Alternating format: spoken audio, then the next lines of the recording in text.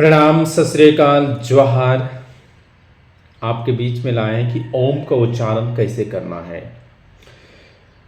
श्री ओशो जी के द्वारा बताया गया यह ओम, और महर्षि पतंजलि के द्वारा योग सूत्र में पिरोया गया यह ओम कैसे उच्चारण करना चाहिए, उसके बारे में हम इस वीडियो में लेके आए हैं।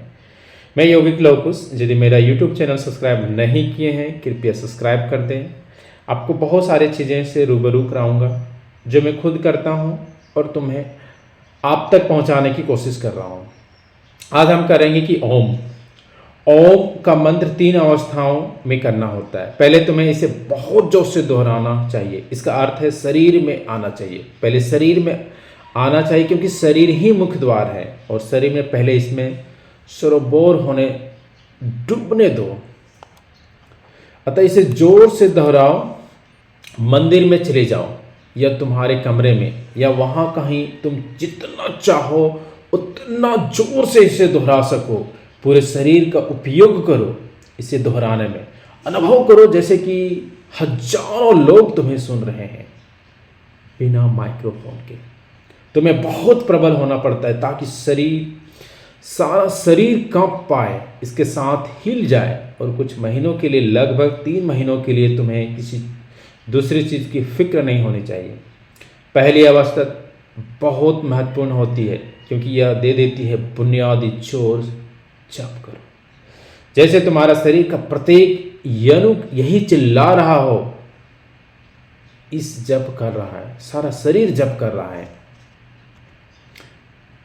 3 महीने के बाद जब तुम अनुभव करते हो कि तुम्हारा शरीर संपूर्णतः आपूरित हो गया है, तब गहन तल पर यह शारीरिक सभी कोशिकाएं में प्रवेश कर चुका होगा। जब तुम इसे जोर से कहते हो तो केवल मुंह से ही नहीं आता, सिर से लेकर पांव तक सारा शरीर इसे दोहरा रहा होता है। यह घटता है। यदि तुम प्रतिदिन कम से कम 1 घंटा निरंतर दोहराते हो तो लगभग 3 महीने के भीतर तुम अनुभव करोगे कि तुम ही नहीं दोहरा रहा है, इसे सारा शरीर ही दोहरा रहा है। ऐसा घटता है, ऐसा बहुत बार घटा है। यदि तुम वस्तुतः ईमानदार से करते हो ऐसा, प्रमाणिक रूप से तुम स्वयं को धोखा नहीं दे रहे होते। यदि यह शिथिल नहीं होता बल्कि 100 डिग्री की घटना होता है, तब दूसरे भी सुन सकते हैं। वे अपने कानों लगा सकते हैं तुम्हारे पाँव की ओर। जब तुम इसे जोर से कहते हो, वे तुम्हें तुम्हारे हड्डियों से आता हुआ सुन लेंगे, क्योंकि सारा शरीर आत्मसात कर सकता है नाद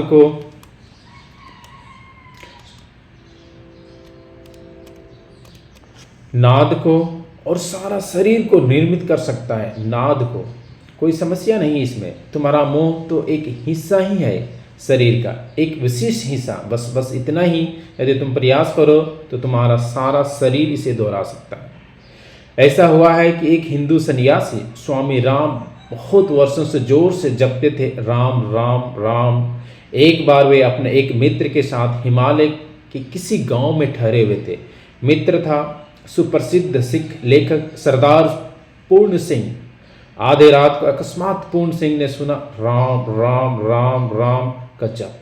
वहां और कोई नहीं था, केवल थे वे स्वामी राम और वह स्वयं। वे दोनों सो रहे थे अपने बिस्तरों पर और गांव था बड़ी दूर, लगभग 2 या 3 मील। कुछ नहीं था वहां पे, उसके बीच में कुछ नहीं था। पूर्ण सिंह उठा और झोपड़े के चारों ओर घूम आया, लेकिन कोई नहीं था वहां। जितना ज्यादा वह स्वामी राम के दूर गया, कम से कम होता गया नाद। जब वह वापस लौटा तो नाद फिर से ज्यादा सुनाई दिया। फिर वह ज्यादा निकट आया, राम के जो गहरे नींद सोए थे। जिस क्षण वह ज्यादा निकट आया, नाद और भी ऊंचा हो गया। फिर उसने राम के शरीर में एकदम निकट रख दिया।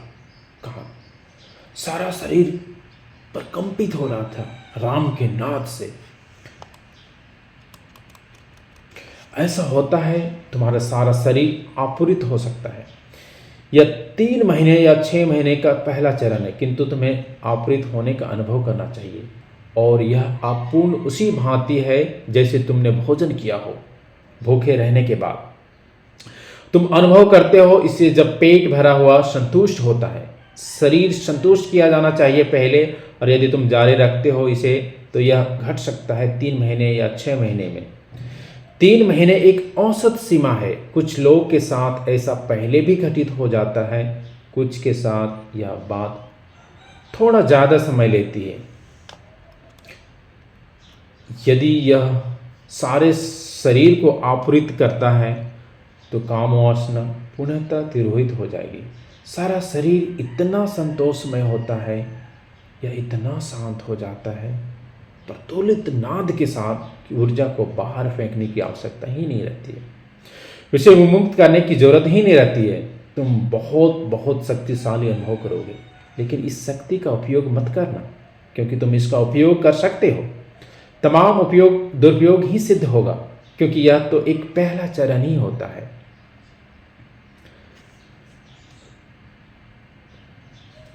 ऊर्जा को एकत्रित होना ही होता है जिसे तुम शरीर दूसरे कदम उठा सके। तुम कर सकते हो इसका प्रयोग, क्योंकि शक्ति इतनी ज़्यादा होगी कि तुम बहुत चीज़ें करने योग्य हो जाओगे। तुम कुछ कह सकते हो वह सच हो जाएगा। इस अवस्था में तुम्हारे लिए सक्रिय होना निषिद्ध है। तुम्हें कुछ नहीं करना चाहिए। तुम्हें क्रोध में किसी से नहीं कहना चाहिए मर जाओ, क्योंकि यह घट सकता है। तुम्हारा नाद इतना शक्तिशाली बन सकता है कि जब यह जुड़ा जाता है तुम्हारी संपूर्ण देह ऊर्जा सहित, तो यह कहा जाता है कि इस अवस्था में कोई नकारात्मक बात नहीं कही जानी चाहिए। अनजाने में नहीं, कोई नकारात्मक बात नहीं कहनी चाहिए। तुम हैरान हो जाओगे, पर फिर भी तुम से कह देना उचित होगा। इस पर घर के पिछवाड़ एक छत बना रहे थे, वह गिर पड़ी। तुम में से बहुत के कारण तुम ध्यान में जबरदस्त प्रयास कर रहे हो। कम से कम 20 आदमी ऐसे थे जो सोच रहे थे कि वह गिर जाएगी, वह घर गिर जाएगी। उन्होंने मदद की, उसे गिरने में मदद की। उन्होंने कम से कम 20 व्यक्ति लगातार सोच रहे थे कि यह गिर जाएगी। जब वे थे वहाँ, उसकी ओर देखते और सोचते यह गिर जाएगी, क्योंकि उसका आकार ऐसा था कि उनके हिसाब से यह बात असंभव थी कि वह बन रही सकती। वह गिर गई। जब वह गिरी, उन्होंने सोचा निस्संदेह हम सही थे। यह है दुष्चक्र। तुम ही हो कारण। तुम सोचते हो कि तुम सही थे, और तुम सब बहुत प्रयास कर रहे हो ध्यान में। जो कुछ तुम सोचते हो घट सकता है। जब तुम ध्यान कर रहे होते हो, नकारात्मक विचार पर कभी मत विचारो। उसका सच हो जाना संभव है, क्योंकि तुम्हें कुछ शक्ति प्राप्त है, और फिर मुझे कुछ लेना देना नहीं कि छत गिर जाएगी। इसके गिरने के कारण तुम में से बहुत ने शक्ति की एक निश्चित मात्रा खो दी है, और इसी बात का ज़्यादा ध्यान है मुझे। तुम्हारी चित्त प्रयुक्त हुए बिना कुछ नहीं घटता। जो कह रहे थे यह गिर जाएगी, उन्हीं के कारण वह छत गिर गई। वह स्वयं देख सकते हैं। कुछ दिनों तक वे बहुत अशक्त, उदास, निराश रहे। उन्होंने अपनी शक्ति खो दी। शायद वे सोच रहे होंगे कि वे उदास थे क्योंकि छत गिर गई, पर नहीं, वे उदास थे क्योंकि उन्होंने शक्ति की एक निश्चित मात्रा खो दी। जीवन एक ऊर्जात्मक घटना है। जब तुम ध्यान नहीं करते तो कोई ज़्यादा मुश्किल नहीं होता है। जो चाहो कह सकते हो, क्योंकि तुम अशक्त होते हो। पर जब तुम ध्यान करते हो, तुम्हें जागरूक होना चाहिए उस एक एक शब्द के प्रति जो तुम कहते हो, क्योंकि हर एक शब्द कुछ निर्मित कर सकता है तुम्हारे चारों ओर। पहला चरण है सारे शरीर को आवृत करने का, जिससे कि सारा शरीर का नाद शक्ति बन जाता है। जब तुम संतुष्ट अनुभव करते हो, तब सारा चरण बढ़ना, और कभी प्रयोग मत करना कि इस शक्ति का, क्योंकि यह शक्ति एकत्रित करती होती प्रयुक्त।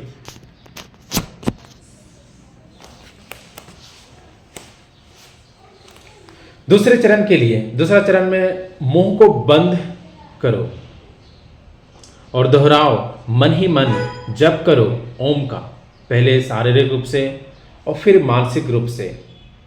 अब शरीर का उपयोग बिल्कुल नहीं होना चाहिए। गला, जेब, ओंठ, हर चीज बंद रहना। सारा शरीर बंद होना चाहिए। जप होना चाहिए केवल मन में ही, लेकिन जितना संभव हो उतना जोर से सही प्रबलता रहे। जैसे तुम शरीर साथ प्रयोग कर रहे थे, अब मन को जुड़ने दो इसके साथ। फिर 3 महीने के लिए अब मन को संपृक्त होने दो इस नाद से। उतना ही समय मन को लेगा जितना शरीर द्वारा लिया जाता है। यदि तुम शरीर सहित 1 महीने के भीतर आपूर्ण प्राप्त कर सकते हो, तो तुम मन सहित भी 1 महीने के भीतर प्राप्त कर लोगे। यदि तुम शरीर द्वारा 7 महीने में प्राप्त कर सकते हो, तो 7 महीने ही लगेंगे मन द्वारा, क्योंकि शरीर और मन ठीक ठीक 2 नहीं है, बल्कि वे एक मनोशारीरिक साइकोसोमेटिक घटना। एक भाग है शरीर, दूसरा भाग है मन, और शरीर का प्रकट मन है अप्रकट शरीर। अतः दूसरे हिस्से को, तुम्हारे अस्तित्व के सूक्ष्म हिस्से को आवृत होने दो। भीतर ओम को जोर से दोहराओ। जब मन परिपूर्ण होता है और भी शक्ति खुलती है तुम्हारे भीतर। पहली अवस्था के साथ काम वासना तिरोहित हो जाएगी, दूसरी के साथ प्रेम तिरोहित हो जाएगा। वह प्रेम जो तुम जानते हो वह प्रेम नहीं जिसे तुम बुद्ध जानते हैं, सिर्फ तुम्हारा प्रेम तिरोहित हो जाएगा। काम वासना दैहिक अंश है प्रेम का, और प्रेम है काम वासना का मानसिक अंश। जब प्रेम तिरोहित होता है तब और भी खतरा है। तुम बहुत बहुत घातक होते हो दूसरे के प्रति। यदि तुम कुछ कहते हो तो वह तुरंत घट जाएगा। इसलिए दूसरी अवस्था के लिए समग्र मौन लक्षित किया गया है। जब तुम दूसरी अवस्था में होते हो तो संपूर्णतः मौन हो जाओ और प्रवृत्ति होगी शक्ति का प्रयोग करने की, क्योंकि तुम बहुत जिज्ञासु होगे इसके प्रति, बचकाने भाव से भरे हुए होंगे, और तुम्हारे पास इतनी ज़्यादा ऊर्जा होगी कि तुम जानना चाहोगे कि क्या घट सकता है। पर इसका उपयोग मत करना, बाल उत्साह मत करना, क्योंकि तीसरा सोपान अभी भी बाकी है। ऊर्जा की आवश्यकता है, इसीलिए काम वासना तिरोहित हो जाती है, क्योंकि ऊर्जा को संचित करना होता है। प्रेम तिरोहित हो जाता है, क्योंकि ऊर्जा को संचित करना होता है। अतः तीसरा सोपान मन को आपूर्ति अनुभव करने के बाद आता है, और तुम इसे जान लोगे जब वह घटता है। पूछने की जरूरत नहीं है कोई इसे कैसे अनुभव करेगा। यह है भोजन करने की भांति। तुम अनुभव करते हो कि यह वह पर्याप्त है, मन अनुभव कर लेगा। जब यह पर्याप्त होता है तुम तीसरे चरण का प्रारंभ कर सकते हो। तीसरे में ना तो शरीर का और ना ही मन का उपयोग करना होता है। जैसे शरीर को बंद किया, अब तुम मन को बंद कर देते हो। यह आसान होता है। अब तुम 3 या 4 महीने से जप कर रहे होते हो तो यह बहुत आसान होता है। तुम शरीर को ही बंद कर दो, तुम सुनोगे तुम्हारे अपने अंतरतम से तुम तक आते हुए उस नाद को, ओम को। होगा वहाँ जैसे कोई और जप रहा है और तुम मात्र सुनने वाले हो। यह होता है तीसरा चरण, और यह तीसरा चरण तुम्हारे शरीर समग्र अस्तित्व बदल देगा। सारी बाधाएं गिर जाएंगी और सारी अड़चनें तिरोहित हो जाएगी।